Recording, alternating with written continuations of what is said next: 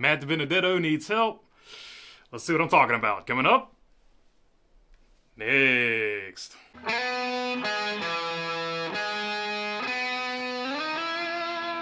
What's going on, everyone? Hope you're doing good today. All right, Matty D needs help because he's kind of self-sabotaging his career, in my opinion at least.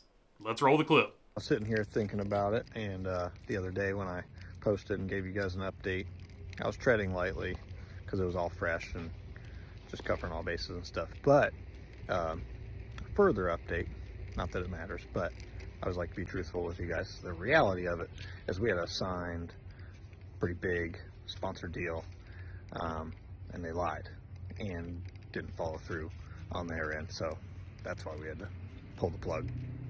So anyways, unfortunate, but just like in racing, you gotta, drive and race out the front windshield, not the rear.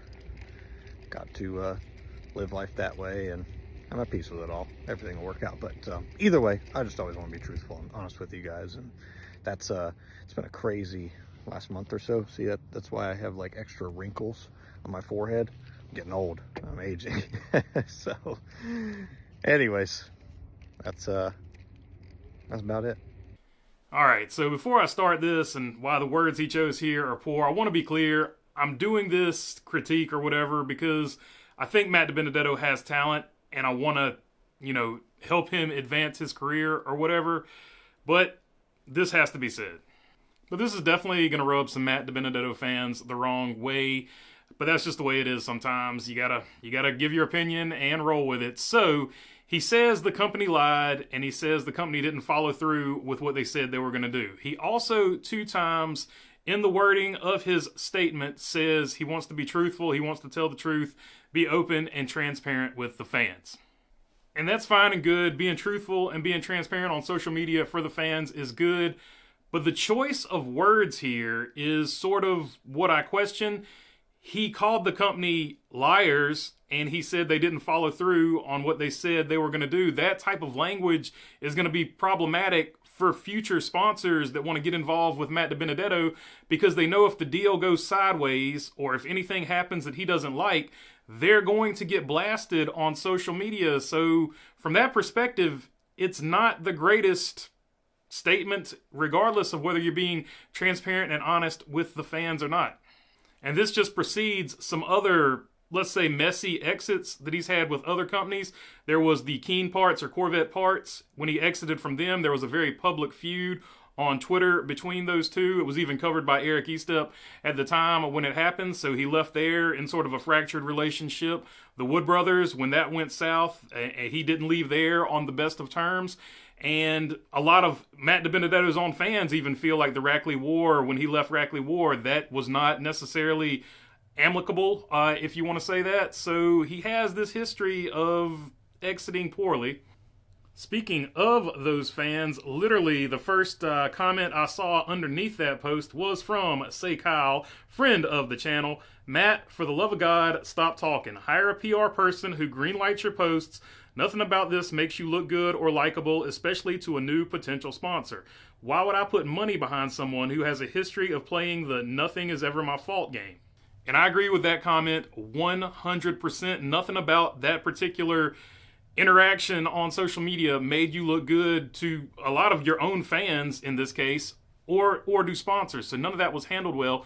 And hiring a good PR person, first off, this tweet, the original tweet where he's got the pen emoji where he's signing something, probably never comes out, because a good PR person is going to tell you until the money is in the bank and the contract is signed, or at the very least the first payment for that money is in the bank, you don't put out a tweet saying that you've signed with anybody.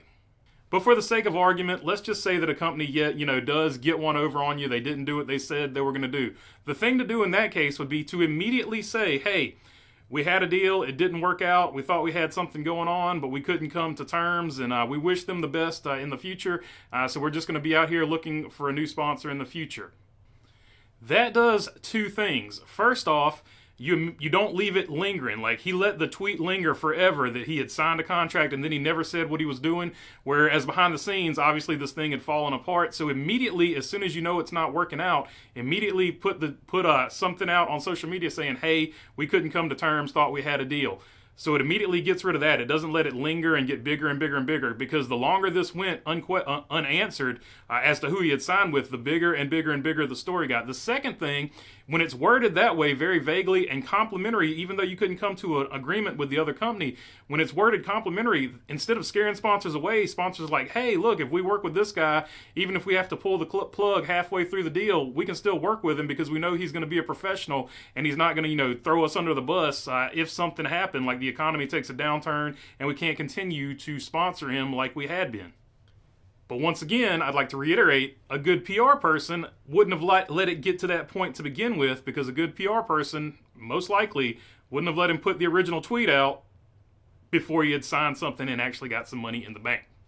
Now, I can already sort of hear the counter arguments from the diehard Matt DiBenedetto fans. This is why we like Matt. He's always out in the open. He's always being honest. A PR person would take away from that and we wouldn't see him as much. To which I would counter that argument saying a PR person, a good PR person, is actually going to enhance your presence on social media and your relationship with your fans, because they're going to take the attributes about you that are super interesting, that you really love the most outside of racing, and they're going to find ways to connect you better with those fans who have those same interests that you have. And not only that, they're going to enhance you with sponsors and make you look even better to sponsors and other potential people that want to work with you. So I would actually argue the opposite. A good PR person is going to increase his social media presence, if anything. Then there's going to be the super lazy and common, oh, you're just hating on Matt DiBenedetto because you don't like him. Stop it. Get some help. I would actually argue the opposite. I think he's a very talented race car driver. He took the Wood Brothers 21 to the playoffs without winning a race. The only person to do that previously before him was, of course, Ryan Blaney, and you saw what Ryan Blaney did this season. And I can't remember, did Trevor Bayne get into the playoffs? Were the playoffs a thing when Trevor Bayne won Daytona? So he might be the only other one. But my argument here is I'm actually trying to help Matt DiBenedetto, and he might even watch it and be like, I hate this guy, I hate this bologna burger guy, which, whatever. So I'm just trying to help, man. Like, if you just get a good PR person and stop putting out these random Debbie Downer, I'm a victim things, it'll probably actually enhance your career. But, that's just my 2 cents on it. I'd love to know your 2 cents on this particular matter as well. Leave it down in the comments if you'd like to. First time to the channel, would love to have your subscription. If not, I'll keep making these things. If you're already subscribed, I appreciate you all as well. If you want to help out the channel, the merch store is in the link. And other than that, have a good weekend. Peace.